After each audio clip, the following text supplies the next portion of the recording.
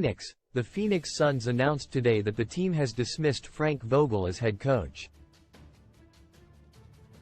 As we said at the press conference on May 1, team leadership including myself, Josh Barlstein, and ownership would be looking across basketball operations to determine what changes needed to be made, said Suns President of Basketball Operations and General Manager James Jones.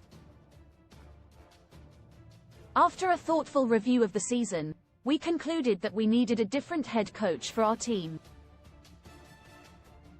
We appreciate Frank's hard work and commitment.